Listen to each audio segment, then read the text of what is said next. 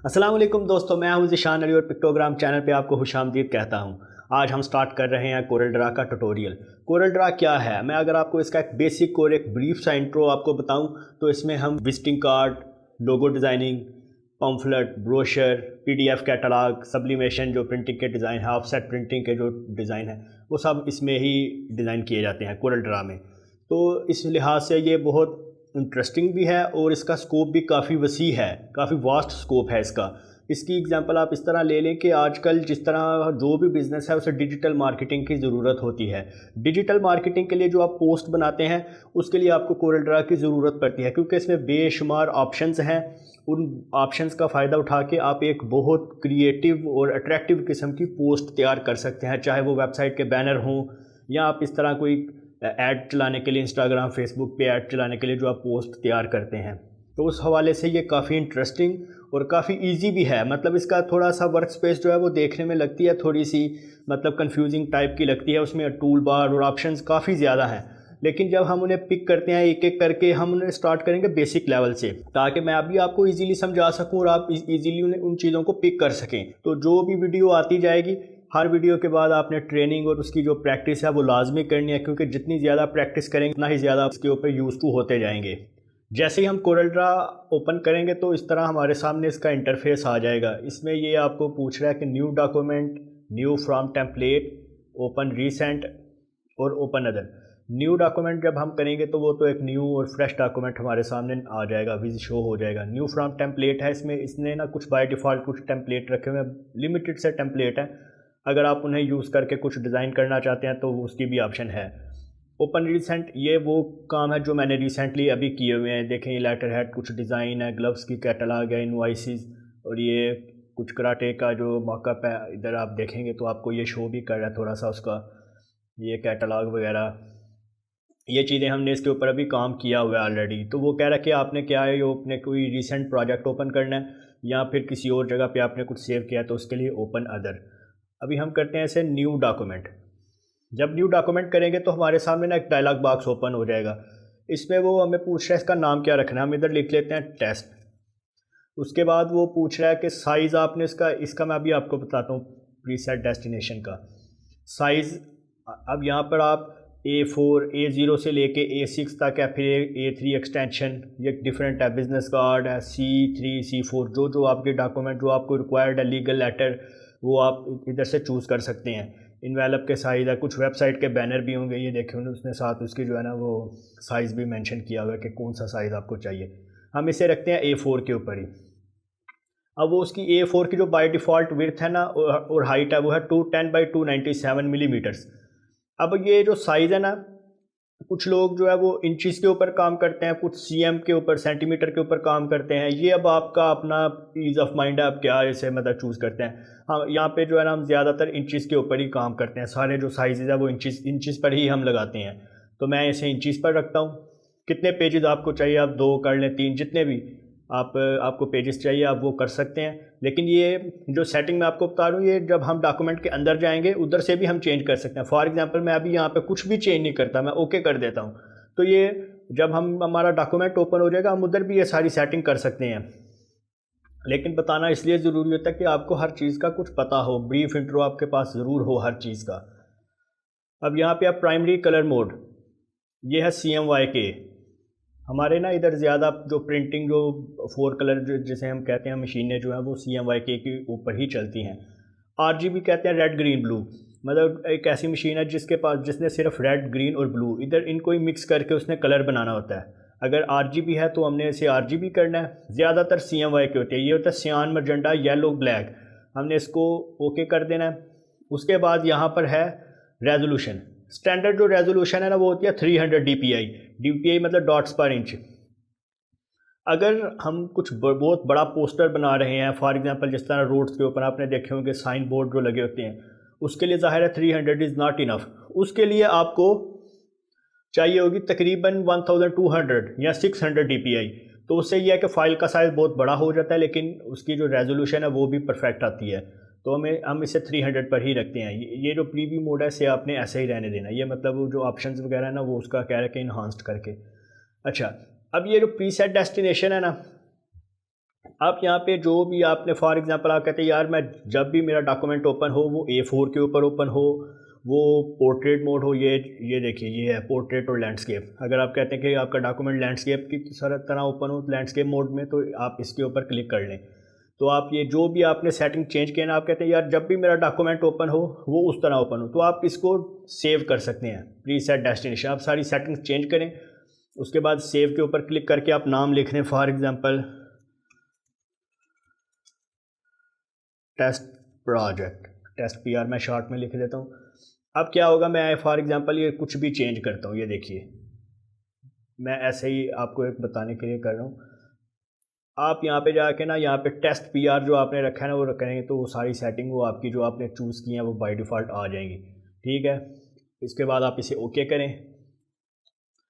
अब ये देखिए आपने जो नाम रखा है ना वो इधर आ गया है टेस्ट। ठीक है, इसके ऊपर भी उसने शो कर दिया है, मतलब हमारी वर्क स्पेस पे भी, और ऊपर टाइटल बार में भी उसने हमारा जो फाइल का नाम रखा था ना वो शो कर दिया। इसका जो सबसे ऊपर है ये मेन्यू बार है, उसके नीचे ये स्टैंडर्ड बार है, उसके नीचे ये प्रॉपर्टी बार है। प्रॉपर्टी बार के नीचे इस तरफ लेफ़्ट साइड में हमें मिल रहा है टूल बॉक्स। टूल बॉक्स के इधर राइट पे अगर आप आएँ तो कलर बार है, इसे हम कलर पैलेट भी कहते हैं, कलर बार जो भी आप इजी समझें। और नीचे स्टेटस बार है। ये इसका एक ब्रीफ सा एक इंट्रो है, और सेंटर में जो है जिधर हमने काम करने से कहते हैं वर्क स्पेस। ये A4 साइज़ इसने जो हमने चूज़ किया ना ये A4 है, आप इसको इधर से देख सकते हैं इसका साइज़। अभी हमने इंचज़ के ऊपर किया था इसलिए ये ऐसे शो, अगर आप मिलीमीटर्स करेंगे तो वो देखें 210/297 ये इंचज़। आप काम चाहे इधर भी कर लें इधर भी कर लें, वो प्रॉब्लम नहीं है, लेकिन ये प्रिंटेबल एरिया जब आप कमांड प्रिंट करेंगे ना A4, तो वो जो चीज़ इसके बीच में आएगी ना वो ही प्रिंट होगी। ठीक है, बाकी आप किसी भी जगह पे वर्क स्पेस में आप जूम आउट करके किधर भी आप जिधर भी आप काम कर लेंगे उसकी कुछ प्रॉब्लम नहीं है, वो फाइल डॉक्यूमेंट सेव भी वैसे हो जाएगा। लेकिन जो प्रिंटेबल एरिया है ना वो ये बस इतना ही एरिया ठीक हो गया। अभी एक और चीज़ यहाँ पर बताना थोड़ा मैं ज़रूरी समझता हूँ, क्योंकि जो बिगिनर्स होते हैं ना उनसे ना गलतियाँ हो जाती हैं। फॉर एग्ज़ाम्पल अभी यहाँ पे अगर मैं राइट क्लिक करता हूँ तो ये ऑप्शंस आ रही हैं कि मेन्यू हमारे कौन कौन से विजिबल है और कौन कौन से नहीं। आपको फॉर एग्ज़ाम्पल अगर आपको जूम का भी चाहिए, आप इसे ला के आप जिधर भी उसे प्लेस करना चाहे उसे कर सकते हैं। उससे ये काफ़ी ज़्यादा जो है ना ये मतलब वो कॉम्प्लिकेटेड और कंफ्यूजिंग सा वो वर्क स्पेस बन जाती है, काफ़ी ज़्यादा ऑप्शंस होती हैं। हालांकि ये जो चीज़ें हैं ना ये आप शॉर्ट कीज़ होती है, मैं आपको साथ साथ स्टेप बाय स्टेप बताता रहूँगा। वो शॉर्ट की से ये चीज़ें काफ़ी ईजी हो जाएंगी। ठीक है, तो मैं ये इसलिए बता रहा हूँ कि फॉर एग्ज़ाम्पल हो सकता है आपसे ये इधर क्लिक हो जाए किसी वजह, मतलब आपको खुद ना समझ आए यार ये हुआ क्या है, आपसे ऐसे करके इधर स्टेटस पर आपके यार ये मेरा शायद प्रोग्राम करप्ट हो गया है, या पता नहीं क्या हो गया, ऐसे वो चीज़ें मेरी जो है वो नहीं नज़र आ रही। तो आप इसे इधर से राइट क्लिक करके मेन्यू बार और अपना स्टेटस बार वो भी आप ला सकते हैं। उसके बाद यहाँ से लॉक है। ठीक है, अभी ये अनलॉक है, आपको यहाँ पर डॉट नज़र आ रहे होंगे। इन डॉट का मतलब ये है कि आप इसे उठाकर किसी भी जगह पर प्लेस कर सकते हैं। हम इसे दोबारा इसकी अपनी प्लेस जगह पे रखते हैं। उसके बाद राइट क्लिक करके आप इसको लॉक कर दें। अब कोई भी टूल बार नहीं मूव होगा अनलेस आप यहाँ पर क्लिक करके इसे खुद ना गायब करें। ठीक है, यहाँ पर टेक्स्ट, लेआउट, ट्रांसफॉर्म, प्रिंट, ये चीज़ें जो है ना वैसे नहीं चाहिए। अब जब टेक्स्ट आएगा, जैसे ही हम टेक्स्ट के ऊपर करेंगे तो ये ऑटोमेटिकली टेक्स्ट का टूल बार इधर ले आएगा।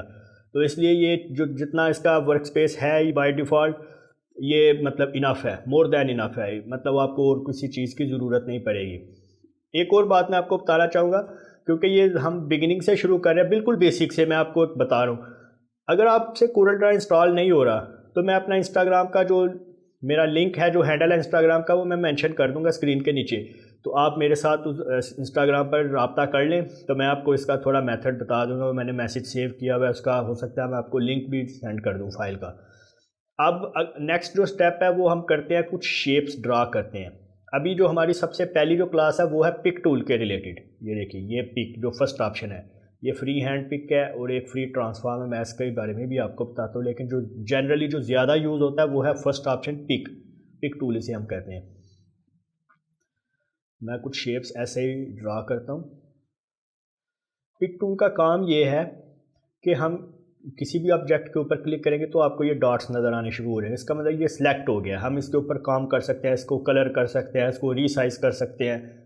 कलर करने के लिए हम किसी भी कलर के ऊपर क्लिक करेंगे। सबसे पहले किसी भी ऑब्जेक्ट को आपने क्लिक करना है, क्लिक करेंगे उसके बाद कलर के ऊपर क्लिक करेंगे, इस तरह इसका कलर चेंज होगा। इसको ऊपर भी करता हूँ, क्लिक करके कलर, ये कलर चेंज हो गया। इसका एक काम ये हो गया, ये मतलब कोई भी ऑब्जेक्ट है आपकी स्क्रीन के ऊपर वर्क स्पेस में, आप उन्हें क्लिक करके सिलेक्ट कर सकते हैं, उसे ड्रैग एंड ड्रॉप करके जिधर भी आपने उसे रखना है, मूव करना है, वो भी आप पिक टूल से करेंगे। उसके बाद रीसाइज़ इससे आप करेंगे।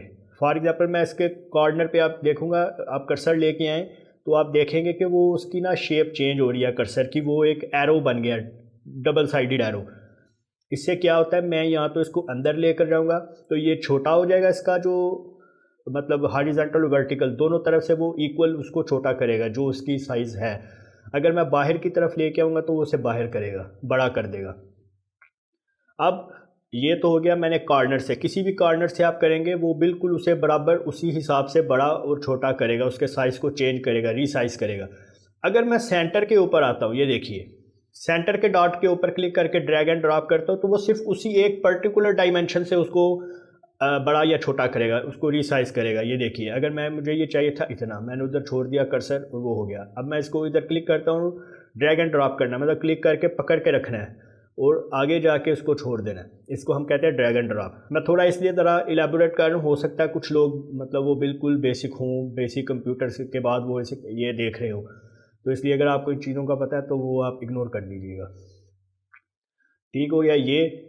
इसके बाद ऐसे ही मैं इसको अगर सेंटर से करता हूँ तो एक पर्टिकुलर डायमेंशन से उसको बड़ा करेगा, बिल्कुल इस तरह। ये सेंटर वाले इनका ये काम है।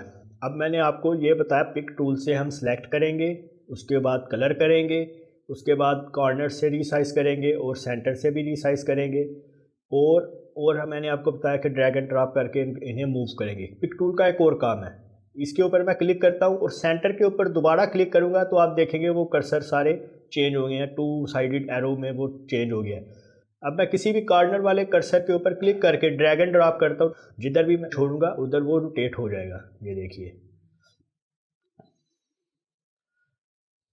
ये तो हो गया कॉर्नर, किसी भी कॉर्नर से करूँगा वो बिल्कुल उसकी शेप को ख़राब किए बगैर वो उसे रोटेट करेगा। ठीक है, अगर मैं इसे करता हूँ सेंटर वाले से, अभी आप ये देखिए वो क्या करेगा, सेंटर में वो उसकी जो दूसरी अपोजिट डायरेक्शन है उसको उधर ही रखेगा, ये आपको नज़र आ रहा होगा। ठीक है, और इधर वाली जिस डायरेक्शन से मैंने माउस को पकड़ा था, ड्रैग एंड ड्रॉप किया था, आप देखें कि वो उधर से उसको चेंज करना है। ये देखिए उसने उसकी शेप ही दूसरी कर दिया। ये चीज़ें होती हैं, मतलब आपको नेक्स्ट ये चीज़ें आएंगी कि ये किस तरह होगा, डिफरेंट शेप्स हैं उनको हमने चेंज कैसे करना है, ये उसके लिए होता है। ठीक है, ये जो जितने भी सेंटर वाले हैं ना, इनका यही काम है। ये देखिए ऊपर वाली जो उसकी अपोजिट जो डायरेक्शन होगी वो उधर बिल्कुल स्टिल रहेगी, और नीचे से आप उसे जिधर भी आपने करना है आप उधर जाके कर्सर को छोड़ेंगे तो उसकी शेप चेंज हो जाएगी। ये सेंटर वाले जितने हैं ना डॉट्स एरोज, इनका यही फंक्शन है। अब एक और पिक टूल में एक ऑप्शन है फ्री हैंड पिक। इसका क्या फंक्शन है, ये देखिए फ्री हैंड पिक से ये है कि आप इस तरह करके ना इसको इस तरह सेलेक्ट करेंगे, मतलब वो बिल्कुल उसके अंदर आना चाहिए, वो जो भी आपने जो चीज़ है ना, फॉर एग्जाम्पल मुझे ये सिलेक्ट करना है, ये अंदर आ गया, उसके ये सिलेक्ट हो गया। ये इतना काम नहीं आता, मैं बस वैसे ही आपको बता रहा हूँ क्योंकि इजी तो ये है ना, बस क्लिक करें और मूव कर लें, क्लिक करें और मूव कर लें जिधर भी आपने उसको करना है। ये तो काफ़ी मतलब कॉम्प्लिकेटेड हो जाता है ना, लेकिन इसका मतलब ये काम नहीं आता आम, जब आप प्रोफेशनल फील्ड में जब आप काम करेंगे तो ये बिल्कुल मतलब ये नहीं आपके यूज़ में नहीं आएगा।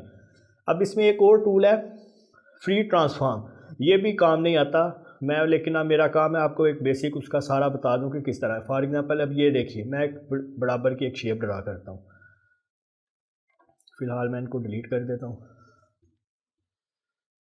अच्छा, डिलीट करने के लिए ना मैं आपको बताना भूल गया, चीज़ को सिलेक्ट करें और डिलीट दबाएं, कीबोर्ड से डिलीट दबाएंगे तो वो ऑब्जेक्ट आपका डिलीट हो जाएगा।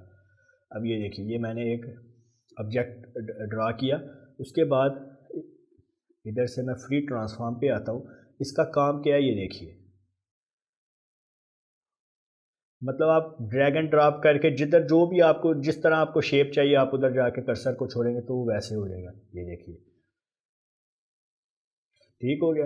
अब जो एक और चीज़ मैं आपको बताने लगा हूँ वो है साइज़ मेजरमेंट, किस तरह हमने इन चीज़ों का साइज़ वगैरह बनाना है। फॉर एग्जांपल मैं एक स्क्वायर ड्रा करता हूँ और ऊपर आप इधर आप देखेंगे ना, आपकी जो प्रॉपर्टी बार है इधर आप देखेंगे ये एक्स और वाई ये पोजीशन है, मतलब ये डॉक्यूमेंट में इसकी पोजीशन है, इसको आप छोड़ दें। ये देखिए आपको साइज़ क्या चाहिए। अब यहाँ पर आगे आपको ना एक लॉक भी नज़र आ रहा है, ये परसेंटेज है, उसके आगे आपको लॉक नज़र आ रहा है। इस लॉक का क्या फ़ंक्शन है? इस लॉक का ये फ़ंक्शन है, अगर मैं इसको लॉक लगा दूंगा, सिर्फ एक साइड का साइज़ चेंज करूंगा। फॉर एग्जांपल वर्टिकली इसका मैं अगर साइज़ चेंज करूंगा तो हॉरिजॉन्टल जितना उसके हिसाब से जो शेप है उसको वो ख़राब नहीं करेगा, उस हिसाब से उसके साइज़ को चेंज कर देगा। ठीक हो गया। मैं इसको अभी आपको ना करके बताता हूँ। ये देखिए, मैं ऐसे ही एक बाय डिफ़ॉल्ट एक स्क्वायर ड्रा करता हूँ और ये इसका साइज़ देखते हो, ये बिल्कुल बराबर नहीं है, 4.354 और 4.24 है। ठीक है, मुझे चाहिए ये 4/4 का। यहाँ पे लॉक लगा हुआ है, अगर मैं 4 एक साइड से करूँगा तो नीचे आऊँगा तो उसको इधर से भी 4 करूँगा, लेकिन वो नहीं होगा। उसकी वजह ये लॉक लगा हुआ है, वो एक साइड का बस मैं साइज़ चेंज कर सकता हूँ, दूसरा ऑटोमेटिक वो इसी शेप को करेगा। फॉर एग्जांपल वो जो शेप है उसके साइज़ को दोनों तरफ के आप नहीं कर सकते। अगर आप कहते हैं यार मुझे एक साइड, दोनों साइड का मैं खुद चेंज करूँ, तो फिर आपको इसको लॉक को ओपन करना पड़ेगा। ये देखिए, मुझे अब ये चाहिए 3/3, मैं इस तरह कर सकता हूँ। मतलब आप ये किस तरह करेंगे, ऊपर 3 करेंगे और टैब दबाएंगे तो वो ऑटोमेटिक नीचे आ जाएगा, फिर 3 करके एंटर करेंगे तो वो साइज़ चेंज हो जाएगा। अभी आप इधर करते हैं, मुझे चाहिए ये 5/5 इंच का। ये देखिए, ठीक है। अगर मैं लॉक लगा देता हूँ तो अब ये इसके जो साइज़ है ना, मतलब ये 5/5 है ना, इसको ख़राब नहीं करेगा। मैं इधर 2 कर दूंगा तो एंटर करूँगा तो वो 2/2 कर देगा। अगर मैं इधर 6 करता हूँ, एंटर करता हूँ, तो ऑलरेडी उसको 6/6 कर देगा, क्योंकि लॉक लगा हुआ है दूसरे साइड। मैं अगर हॉरिजॉन्टल कर रहा हूँ तो वो वर्टिकल को खुद मैनेज कर लेगा। अगर मैं वर्टिकली साइज़ उसका लगा रहा हूँ तो वो हॉरिजॉन्टल भी वो खुद कर लेगा। अगर लॉक नहीं लगा हुआ तो दोनों साइडों का साइज़ मैंने खुद चेंज करना है। फॉर एग्जांपल मुझे ये 6/6 नहीं चाहिए, मुझे ये 3/2.5 चाहिए। ये देखिए, मैंने दोनों साइड्स का जो है ना हॉरिजॉन्टल और वर्टिकल दोनों खुद चेंज किए हैं। ये लॉक जो है ना, ये चीज़ आपने इसकी प्रैक्टिस करनी है। जैसे ही आप इसकी प्रैक्टिस करेंगे आपको इसकी समझ आ जाएगी। अब शेप में एक और चीज़ मैं आपको बताना चाहूँगा। ये देखिए, अब मैं ये ड्रा कर रहा हूँ, लेकिन ये परफेक्ट, मतलब ऊपर आप साइज में अगर देखेंगे ना 4.03 और नीचे 3.5, मैं बिल्कुल इसको परफेक्ट नहीं कर सकता। आप चाहते हैं यार मुझे बिल्कुल 100% एक्यूरेट स्क्वायर चाहिए, तो आप कंट्रोल प्रेस करके रखेंगे। जैसे मतलब आपने क्लिक माउस को नहीं छोड़ना, क्लिक जो बटन आपने पकड़ा मतलब प्रेस किया हुआ है उसे प्रेस करके रखना है, और साथ आपने कंट्रोल प्रेस कर लेना। उससे ये देखें आप साइज़ में अगर आप देखें 3.6, वो बिल्कुल इक्वली दोनों तरफ का साइज़ इंक्रीज़ कर रहा है। ठीक है, ये होता है कंट्रोल प्रेस करने से ना दोनों तरफ की जो मतलब मेजरमेंट है वो सेम हो जाएगी। अभी मैं सर्कल हुड ड्रा करूँगा बगैर कंट्रोल के, आप उसका ऊपर देखें 3.0 2.8, मतलब मैं जो भी कर लूँ ये बिल्कुल बराबर मैं नहीं कर सकता। ठीक है, जैसे मैं कंट्रोल प्रेस करूँगा वो देखें 3.1, दोनों तरफ का वो साइज़ खुद चेंज कर रहा है। मैं बस इसको बढ़ा सकता हूँ या कम कर सकता हूँ, लेकिन साइज़ वो उसने बिल्कुल इक्वल कर दिया दोनों का। ये कंट्रोल के साथ हम ये डिफरेंट शेप्स का ये काम करते हैं। उसके बाद अब मैं आपको प्लेसमेंट के बारे में थोड़ा बताता हूँ। मैं फॉर एग्जांपल इसको कलर करता हूँ और इसको कलर करता हूँ। इसको हम करते हैं येलो।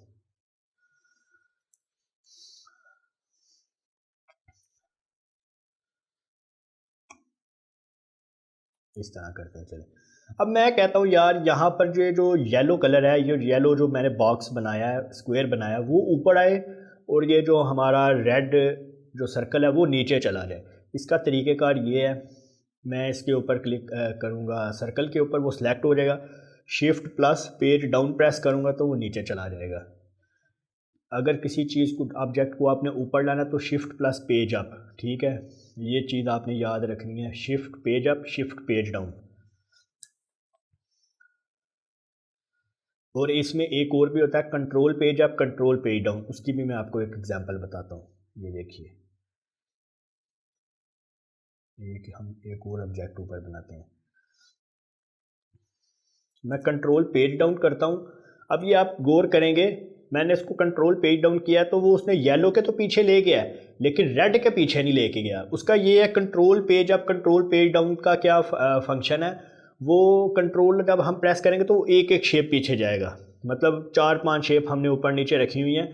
तो फॉर एग्जांपल अगर मैंने येलो, अगर सबसे ऊपर वाली शेप को नीचे लेके जाना सबसे नीचे, तो मैं शिफ्ट पेज डाउन करूँगा, वो एक ही मतलब बटन से वो हमारी जो है ना वो सबसे ऊपर वाले ऑब्जेक्ट को सबसे नीचे ले जाएगा। लेकिन अगर मैं कंट्रोल पेज डाउन करके करूँगा तो वो एक एक शेप पीछे जाएगा। मैं इसकी आपको एक बार फिर एग्जांपल देता हूँ। फॉर एग्जांपल अभी इस वक्त येलो ऊपर है, उसके नीचे ग्रीन है और उसके नीचे रेड है, ये आपको इधर से नज़र भी आ रहा है। मैं शिफ्ट पेज डाउन करूँगा तो येलो सबसे नीचे चला गया, शिफ्ट पेज अप करूँगा येलो सबसे ऊपर आ गया। मैं कहता हूँ यार ये जो येलो है ये ग्रीन और रेड के सेंटर में आए, ठीक है। मैं कंट्रोल पेज डाउन करूँगा, ये देखिए अब सबसे ऊपर आ गया हमारा ग्रीन, उसके नीचे येलो फिर रेड है। ये चीज़ भी आपने याद रखनी है, ये बहुत इंपॉर्टेंट है, ये कंट्रोल और shift page up page down. ये मैंने आपको ना इस तरह ये कमांडो की सूरत में ही बताना है सारा। ये इस तरह आप काम बहुत जल्दी होगा और बहुत प्रोफेशनल लगेगा आपका काम। मतलब मैंने आपको ये नहीं कहना कि यार इधर आके ना आप यहाँ से ढूंढें यहाँ से ढूंढें, इस तरह वो बहुत टाइम लगता है। मैंने आपको ये शॉर्ट कीज़ ही बतानी है डिफरेंट चीज़ों की, कि इधर जब आप आएंगे तो आपने ये शॉर्ट की प्रेस करनी है, उससे ही हमारा काम तो एक प्रोफेशनल भी हो जाएगा और काम भी बहुत जल्दी होगा, ठीक है। तो ये आपको उम्मीद है समझ आ गई होगी। तो आज का फ़िलहाल इतना ही है। अब आप ये इसकी कोरल ड्रा इंस्टॉल करके इसकी ट्रेनिंग करें, और आपको जो भी इसमें प्रॉब्लम आती है, किसी भी किस्म की ये चीज़ समझ नहीं आ रही, तो आप मुझे इंस्टाग्राम पर भी मैसेज कर सकते हैं और कमेंट सेक्शन में भी आप मुझे कमेंट कर सकते हैं। तो इंशाअल्लाह कल फिर मिलेंगे एक दूसरी वीडियो के साथ। अल्लाह हाफिज़।